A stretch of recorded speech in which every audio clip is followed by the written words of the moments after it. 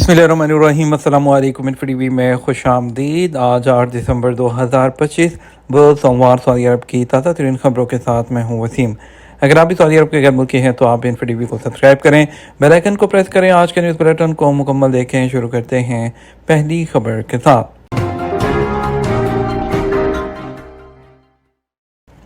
Global harmony 2 Riyadh में फिलिपाइनी सकाफत, फ़न और रवायात का जश्न जारी।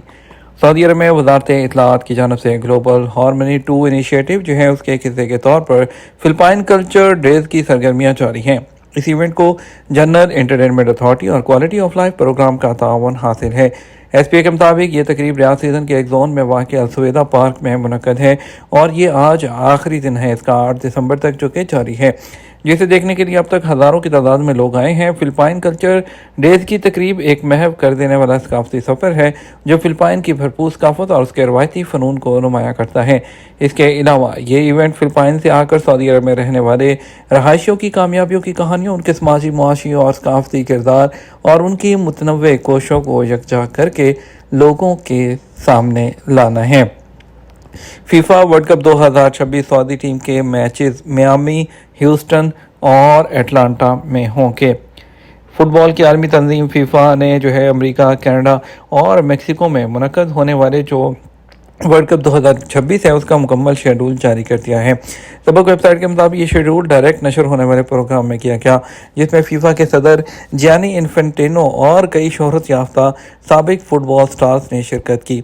फीफा ने ग्रुप स्टेज में सऊदी अरब की तीनों मैचों की तारीखें मुकर्रर की हैं। 15 जून को सऊदी टीम का मुकाबला यूरुग्वे से होगा जो मियामी के हार्ड रॉक स्टेडियम में होगा। 21 जून 2026 को सऊदी अरब मुकाबला स्पेन मैच एटलांटा के मर्सिडीज बेंज स्टेडियम में होगा, जबकि सऊदी टीम का तीसरा मैच 26 जून 2026 को केप वर्ड के खिलाफ होगा जो ह्यूस्टन के NRG स्टेडियम में होगा।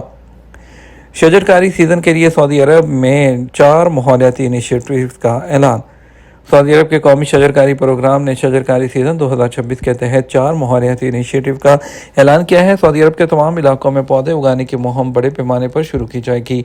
SPA के मुताबिक जो है उन इक़दाम के तहत शजरकारी मनसूबों की मदद, तजर्बात की मुंतकली और मुआशरे की सलाहियतों में इजाफा और कौमी शजरकारी प्लेटफॉर्म का इजरा शामिल है। शजरकारी जो सीज़न है 2026 के हवाले से मुख्तलिफ इलाकों में वर्कशॉप्स मुनक्कद की जाएंगी, जिनका आगाज़ जनवरी में होगा जो शजरकारी का सबसे बड़ा सीज़न है। मुहिम में कई सरकारी इदारे और समाजी तंजीमें शिरकत करेंगी ताकि सऊदी अरब के ग्रीन इनिशिएटिव के टारगेट को हासिल किया जा सके। पाकिस्तान इंटरनेशनल एयरलाइन PIA का रियाद और कराची के दरमियान नई परवाज़ों का ऐलान। पाकिस्तान की कौमी फ़ज़ाई कंपनी PIA ने रियाद और कराची के दरमियान नई परवाज़ों का ऐलान कर दिया है। इत्तलाआत के मुताबिक PIA की तरफ से कराची और रियाद के दरमियान एक नई हफ्तावार सर्विस शुरू की जा रही है, जिसमें अपने नेटवर्क को बढ़ाएगी। ये फ़्लाइट सर्विस 2 जनवरी 2026 से एयरबस A320 के साथ शुरू होने वाली है। पाकिस्तान की कौमी फ़ज़ाई कंपनी पहले ही इस्लामाबाद और लाहौर से रियाद के लिए परवाज़ करती है। बताया गया है कि परवाज़ का शेड्यूल कराची से रियाद के लिए फ़्लाइट नंबर PK729 का ऑपरेशन का दिन जुमा मुकर्रर किया गया है। कराची से रवानगी रात 8:45 पर हुआ करेगी और रियाद में आमद का वक़्त 10:45 पर होगा।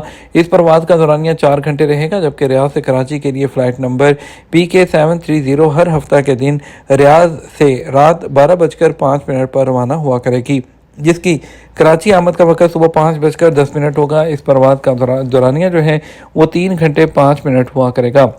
इसके अलावा पाकिस्तान की सरकारी एयरलाइन ने बरतानिया के लिए भी डायरेक्ट फ़्लाइट्स दोबारा शुरू कर दी हैं। कर्ज़ों में डूबी PIA को जून 2020 में बरतानिया, यूरोपीय यूनियन और अमेरिका के लिए परवाज़ करने से रोक दिया गया था। उसके 1 माह बाद उसका एयरबस A320 त्यारा कराची के करीब गिरने से तकरीबन 100 अफराद जाँ बहक हो गए थे। बताया जा रहा है कि PIA में तकरीबन 7,000 अफराद काम करते हैं। इदारा तवील अरसे से कर्ज़ों, बद इंतज़ामी और रेगुलेटरी जो मसाइल है उसे नबर्द आज़मा है। रेड सी इंटरनेशनल फिल्म फेस्टिवल में पाकिस्तान का तारीखी डेब्यू पवेलियन का इफ्तिताह। पाकिस्तान ने जद्दा में जारी रेड सी इंटरनेशनल जो फिल्म फेस्टिवल है उसके 5वें एडिशन में तारीखी डेब्यू किया है, जबकि जो है रेड सी सूक एक्सपो जो है उसमें पवेलियन का इफ्तिताह किया गया है। اور اس کے علاوہ پاکستانی جو وفد ہے اس میں معروف اداکارہ عتیق اوڈھو اور شہزادہ نواز اور اس کے علاوہ توصیف حیدر شامل ہیں، جو بین الاقوامی سینما میں پاکستان کے بڑھتے ہوئے کردار کو اجاگر کرنے کے لیے پینل میں مباحثوں اور نیٹ ورکنگ میں ایونٹس میں حصہ لیں گے۔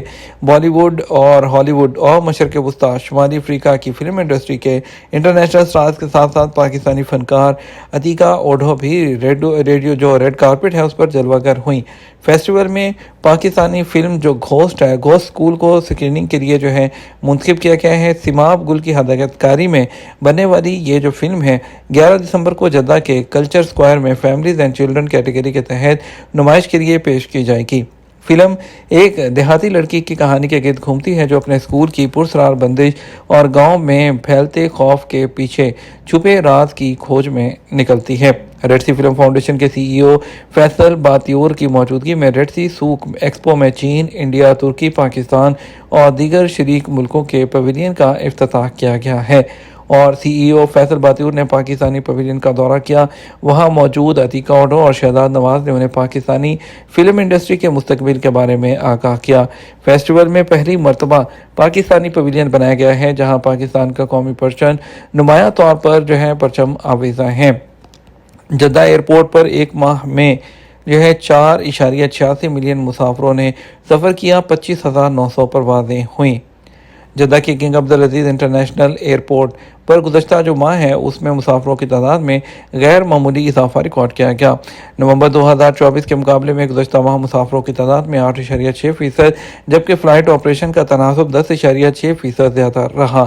سابق ویب سائٹ کے مطابق کنگ عبدالعزیز انٹرنیشنل ایئرپورٹ سے گزشتہ ماہ نومبر میں مسافروں کی تعداد 4.86 ملین رہی، جبکہ 25,900 فلائٹس یہاں سے آپریٹ ہوئیں۔ ایئرپورٹ آپریشنل ڈیٹا کے مطابق 20 نومبر کو صرف ایک دن میں سب سے زیادہ مسافر ریکارڈ کیے گئے جن کی تعداد 1,76,000 سے زیادہ تھی۔ گزشتہ 11 ماہ میں کنگ عبدالعزیز انٹرنیشنل ایئرپورٹ استعمال کرنے والوں مسافروں کی تعداد 48 ملین رہی، جو پچھلے سال اسی عرصے کے مقابلے میں 8.9% زیادہ ہے، جبکہ مجموعی پروازیں 2,73,000 سے زیادہ تھیں، جو کہ پچھلے سال کے مقابلے میں 8.2% زیادہ ہیں۔ یاد رہے کہ جدہ کے کنگ عبدالعزیز انٹرنیشنل ایئرپورٹ نے 2024 میں ایک تاریخی سنگ میل حاصل کیا تھا۔ سعودی ایئرپورٹ میں سب سے زیادہ 94.1 ملین مسافروں کو سفر کی خدمات فراہم کی۔ سعودی عرب کی سیاحت کی حکمت عملی کا مقصد 2030 تک 150 ملین ٹورسٹ کو اٹریکٹ کرنا اور جی ڈی پی میں ٹورزم کے شعبے کا حصہ 6% سے بڑھا کر 10% تک کرنا ہے۔ مدینہ منورہ اور یمبو سمیت دیگر شہروں میں بارش، اسکول بند۔ مدینہ منورہ جو ہے محکمہ تعلیم جو ہے انہوں نے کہا کہ مدینہ منورہ کے بعض علاقوں جو ہے جس میں یمبو، بدر، سلولہ، وادی فرا کے جو اسکول تھے وہ تمام اتوار کو بند رہے۔